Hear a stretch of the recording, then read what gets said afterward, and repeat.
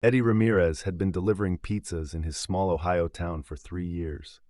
Most nights were quiet, with familiar faces and the usual tips, until one night he was called to an old warehouse address on the edge of town. The order was large and paid in cash, but when Eddie arrived, he noticed several young women peering nervously from behind a cracked door.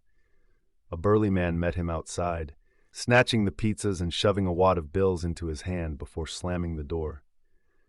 Disturbed, Eddie couldn't shake the image of the frightened women. Over the next week, he received 2 more deliveries to the same warehouse, each time seeing the same uneasy faces. This time, he noticed bruises on one girl's arm and heard muffled crying as he waited for payment. The men who answered the door were always aggressive and wary, never letting Eddie get a good look inside. Eddie decided to call the local police, reporting what he had seen.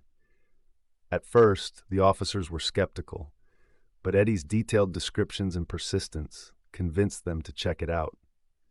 They set up surveillance on the warehouse, catching suspicious activity late at night, with vans coming and going and young women escorted inside. A few days later, a raid uncovered a human trafficking operation that had been running for months. Thanks to Eddie's keen observation and willingness to come forward, several women were rescued and the ringleaders arrested. The small town was shaken by the revelation, but grateful for Eddie's courage in breaking the case wide open.